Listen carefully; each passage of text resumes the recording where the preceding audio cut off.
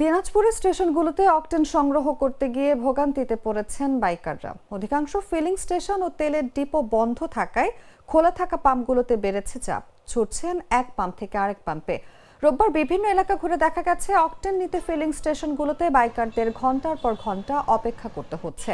কোথাও কোথাও দীর্ঘ লাইনের কারণে আশপাশের সড়কে যানজটও দেখা দিয়েছে।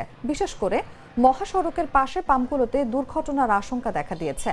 বাইকারদের অভিযোগ, ছুটির কারণে অনেক পাম্প বন্ধ থাকায় সীমিত পাম্পে বাড়তি চাপ তৈরি হয়েছে।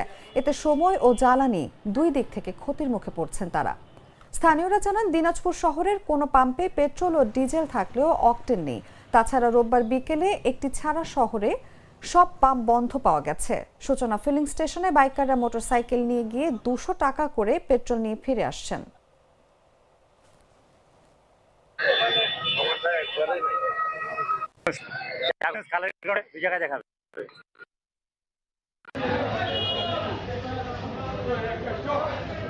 আমরা পেট্রোল পেয়েছিলাম 3000 লিটার, অকটেন 3000 লিটার। এখন বর্তমানে ঈদের ছুটিতে ডিপো বন্ধ, ডিপো খুলবে আগামীকাল।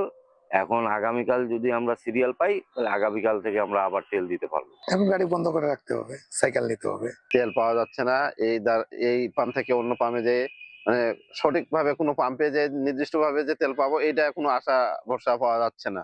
লাইনে দাঁড়িয়ে ঘন্টার পর ঘন্টা ওয়েট করে তেল পাচ্ছি না। তেল যদিও পাচ্ছি 100 টাকা তেল দেয়। 100 টাকা তেল এই পালসার লিটারে হচ্ছে যায় 38-35। এখন এই 100 টাকা তেল দিয়ে কি এটা সম্ভব? থেকে আমি ভাই শহরে ঢুকলাম একটু তেল নেওয়ার জন্য। তেল নিয়ে ভাই কালকে দাওয়াত আছে, সেই দাওয়াত আমার হলো আমবাড়ি বাজারে। এখন আমি তেল নিতে বিভাগে পড়ে গেছি, যদিও আমার রিজার্ভে তেল ছিল, এই তেলটাও আমার শেষ। এখন বাড়ি যাইতে পারবো কিনা এইটাই এখন আমি একটা টেনশনে আছি। দাওয়াত তো দূরের কথা। তেলের ভোগান্তিতে আছি, তেল পাওয়া যাচ্ছে না কোথাও। সেতারকুণ্ডে তেল নাই, আমাদের দিনাজপুরেও তেল নাই কোথাও। তো ওনারা আশ্বাস দিচ্ছে কালকে আসার জন্য, কালকে বিকেলের দিন আসলে ওরা সংকট যেটা আছে ওটা পূরণ করে দিচ্ছে।